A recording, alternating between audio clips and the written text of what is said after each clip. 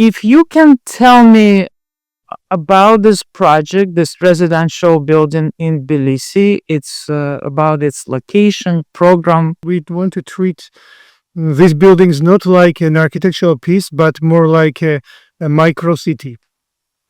And we play with the idea of micro city. We have also in Old Town where we broke in different ways.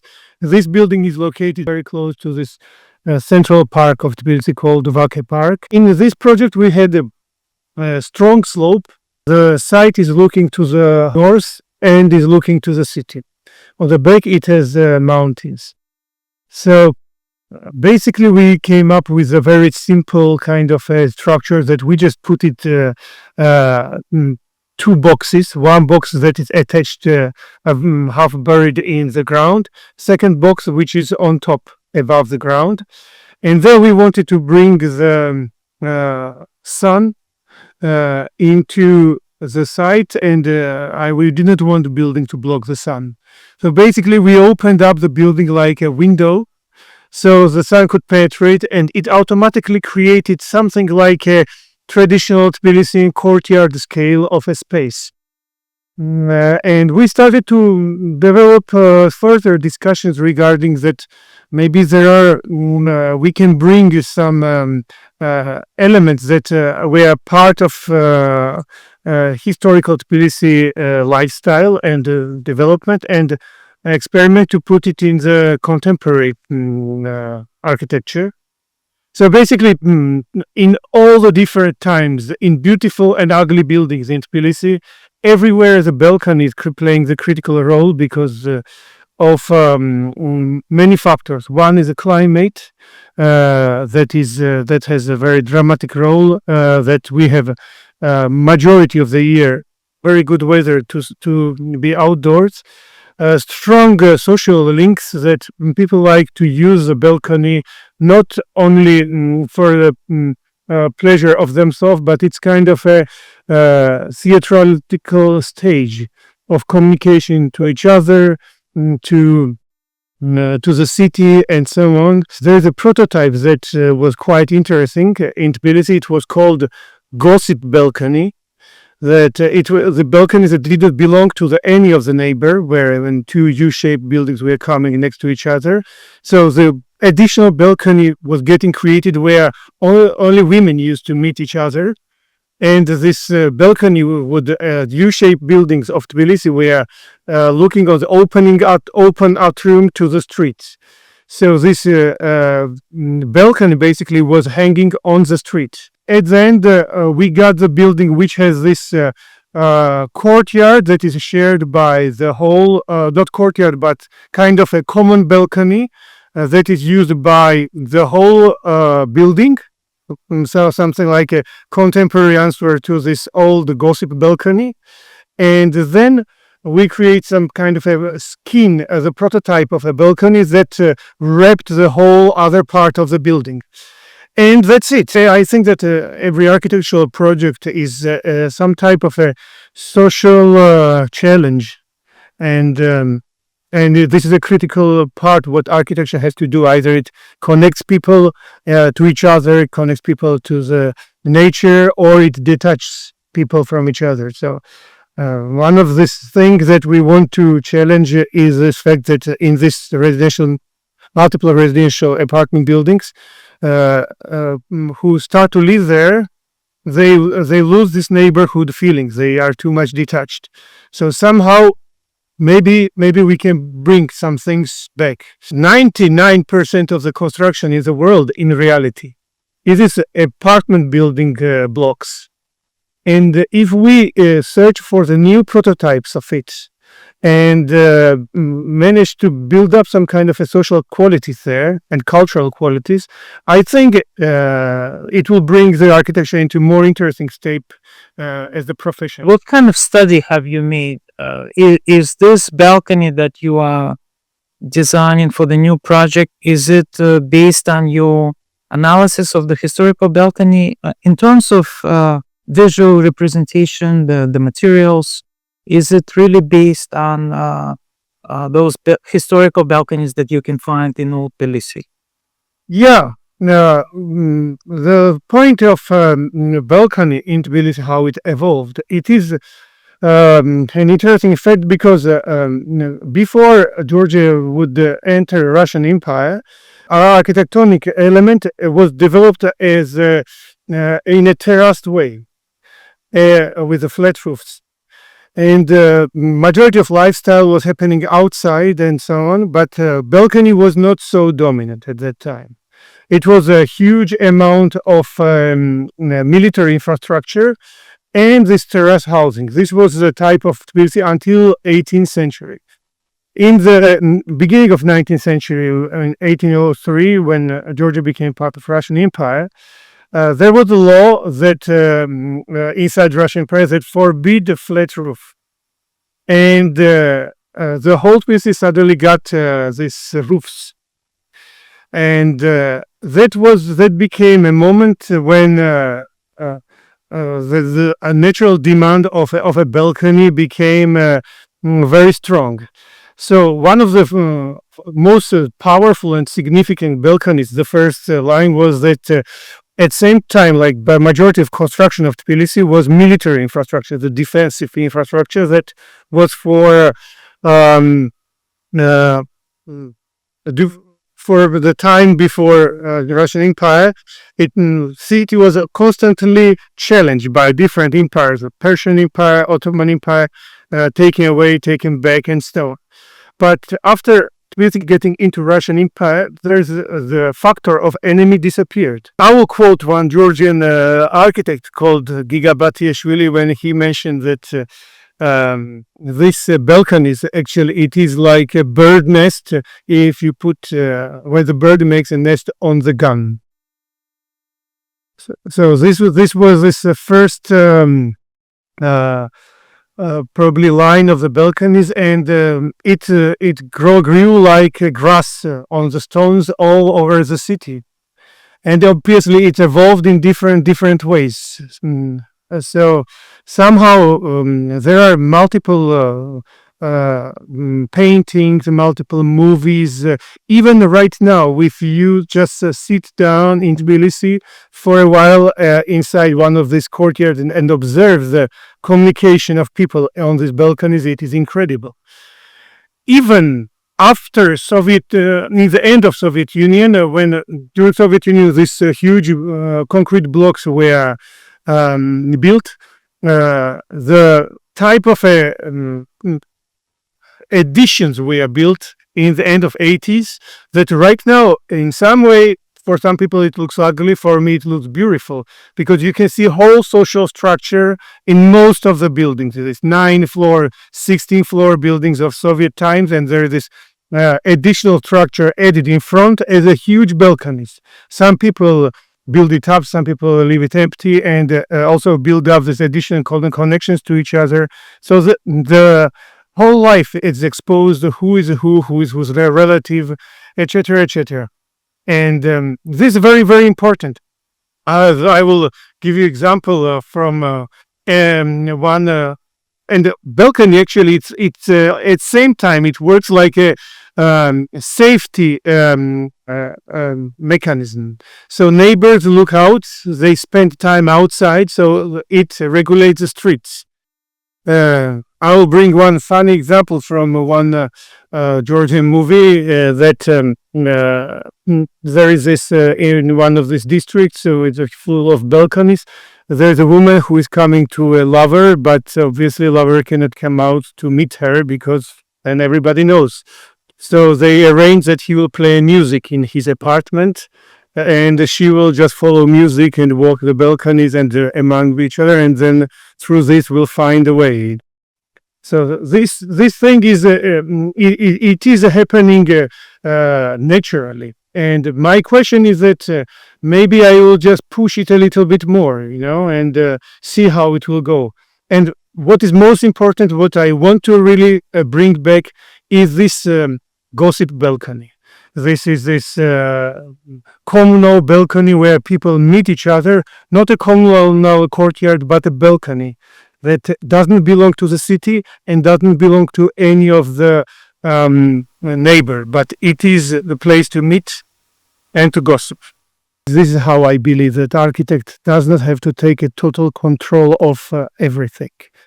Yeah, because every material has its own language and its own life. As a tectonic element, also material, etc. And you have to. There are some things that I try to do, but it is like a river when it flows, and you just give this direction. Change maybe a little bit. So I, in my scenario, in our case, we made the top particular widths to the balcony that would work as a proper balcony, and it is minimum 2 meter. It should be, and not less than that. And it should be wrapped all around the building always, because it should be extension of the living space, and it does not have to be a separate element. This is a critical point. Only thing that I'm proposing here is that I want to add some mechanism in the ceiling system. So balcony itself is something hanging on the building. So I want also the lifestyle on the balcony to be hanging. When you go on the balcony, on tectonic element which is hanging, yourself also the furniture and everything to feel this condition. So we propose some typology of the furniture that is that can be hidden in the ceiling, and in the necessary moment it can go down and hang like a swing. In the very beginning in our studio, which in the beginning was extremely tiny, and when we were putting in every square centimeter something meaningful, I put it a swing in the middle of the studio, and I think that majority around me criticize this idea about that here is no place for swing. But at the end of the day, it became like a fight in the office for this single swing, because it's funny childish factor of getting away from the gravity for the second. It is a very important fact. And this is important. Could you say this again? This is important to get away from gravity. Yeah. To detach yourself from a direct contact to the ground, and simply to hang on another, to hang yourself on the top. I think that it is to detach your. I think that I even used it before. This word that to detach yourself from the gravity is very. So that's the point of the balcony as well. I want to make it opposite. That being, I believe that living on the balcony is more normal, and going inside is more special. When I want to, I will want to be in a special condition. There are the special conditions when I want to totally isolate. I want to rest. I want to something, but the mainstream life to happen on the balcony. This is my idea. So I don't know how successful it is, but I believe that this is the language that other architecture already tells us here, if we pay attention to it and if we listen to it. Once you compared your architecture to archaeology, you said that you dig for ideas, and you also said that a form should follow ideas, not function. And you also said, to me, architecture is like a narrative. Architecture is not a goal. It is a language that we use and want to perfect. If you could explain that. The point is that it's an interesting thing that before doing a project or coming up with an idea, it's we collect lots of information around this, about the site, about the client, about ourselves also, about anything, wherever. It could be about the neighbor, about the plant that has been there, and we try not to put any idea on the table at all.